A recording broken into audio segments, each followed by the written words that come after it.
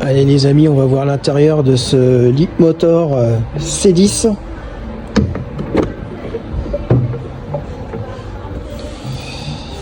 Donc la portière, donc les vitres. Ah, alors chose intéressante, pour ouvrir la vitre, faut pousser vers l'avant, pas reculer. Et là, pour la fermer, eh ben, vous tirez vers vous. J'aurais pas pensé que ça faisait ça. Hop. Allez, on passe devant.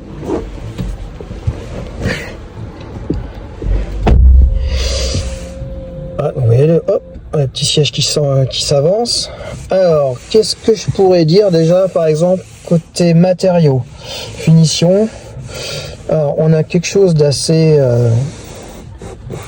c'est pas vraiment moussé, mais ça fait quelque chose d'assez doux au toucher. Là, vous voyez, c'est un petit peu moussé dessus. Là, à peine, là, vous voyez. Mais c'est doux. C'est très doux au toucher. Et puis, ça a l'air d'être... honnêtement, ça a l'air d'être bien assemblé.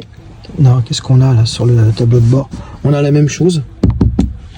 Vous voyez, au bruit, c'est pas du plastique creux quand même, hein. Donc, c'est pas mal. Là, on a la même chose sur le devant. Le volant. Donc, le volant qui est pas tout à fait rond, comme vous pouvez le voir. Il y a un petit plat en bas. On retrouve des commandes ici. De l'autre côté, pareil, avec les boutons façon Tesla. Hein, franchement, la même chose. Le petit logo Leapmotor. Donc, sur le... Voilà. Au centre du volant.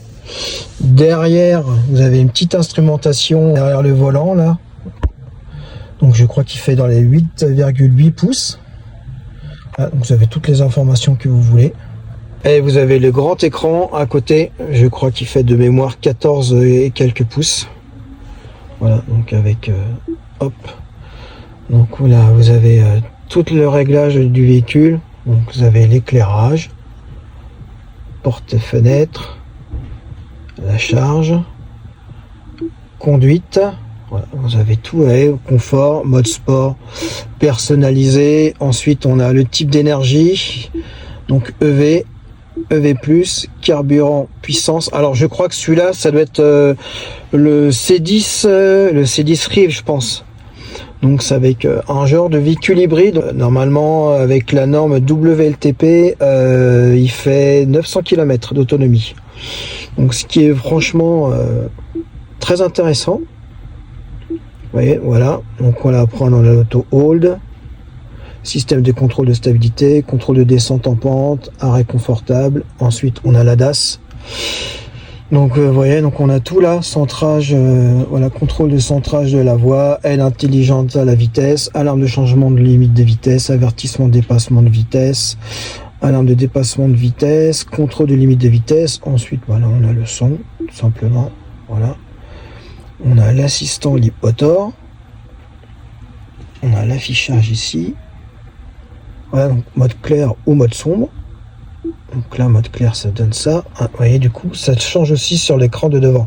Sur le petit l'écran d'instrumentation derrière le volant. Voilà. Système. Alors, l'assistante Leapmotor, je crois que j'ai fait un essai tout à l'heure. Je crois qu'il faut dire Hi Leapmotor. Vous pouvez me le dire. Voilà, vous voyez. Désolé, je n'ai pas compris. Veuillez reformuler. Hi Leapmotor. Me voici.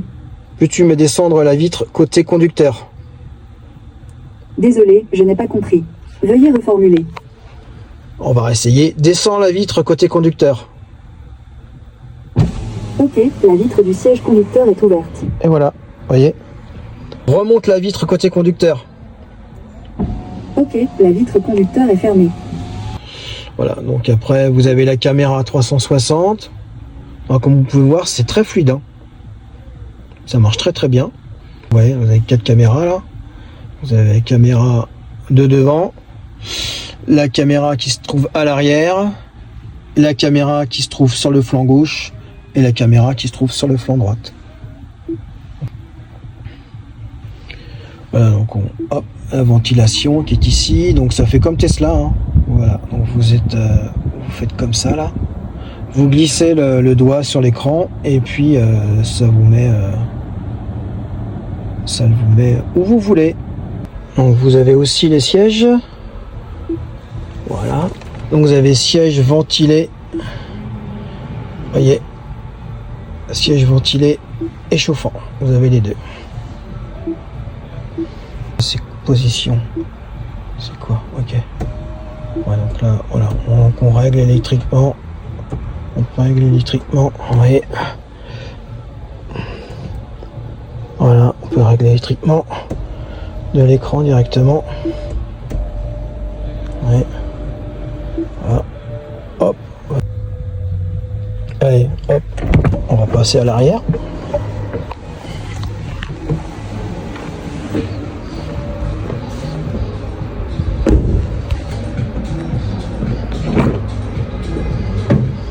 Voilà, donc arrière du véhicule, vous voyez, donc vous avez un petit haut-parleur ici, là. Donc, même chose au niveau matériaux. Franchement, c'est bien assemblé. Vous avez, voilà, vous voyez, du plastique dur quand même en bas, là, sur les contreportes. Même chose, là. Mais c'est très bien fait. C'est très bien fini. Franchement, c'est propre. Hein. Là, pour les sièges à l'arrière. Voilà. Ah, vous avez la vitre ici. Voilà. Voilà, impulsion. Voilà, vous voyez, par contre, ça descend pas jusqu'en bas. Allez, on remonte. Voilà, donc elles ont l'air d'être surteintées à l'arrière. Au niveau du siège, vous avez une poche aumônière ici. Vous avez des aérations là.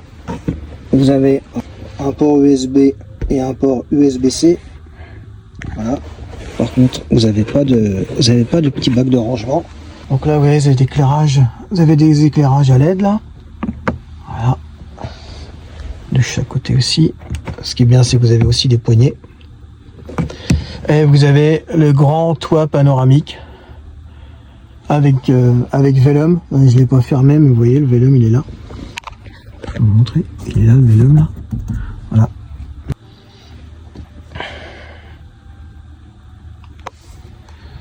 Donc c'est pas mal, hein. Et il me semble que le toit ouvrant, il est panoramique, il est de série sur les deux versions. Donc de série aussi, il me semble, je crois que c'est aussi sur les deux versions où vous avez le coffre, le haillon électrique arrière motorisé. Voilà. Vous avez la planche de bord coulissante. Alors, par contre, voilà, c'est un peu limite. Ah, cette défaite là sur le côté là, on va vraiment aller doucement. Sinon ça va, hop, vous remontez, voilà, comme ça. Et là, ça se fait comme ça. Vous tirez vers vous, vous redescendez pour le faire descendre sur le rail. Voici ce que donne au niveau du coffre. Donc, vous avez un haut-parleur ici ou un caisson de basse. Voilà. Vous avez ici un petit emplacement pour mettre de vos affaires. Et vous avez un sous-coffre. Donc pour mettre voilà, donc un kit de crevaison. Voilà comment il se présente. Et pour le fermer, vous appuyez ici.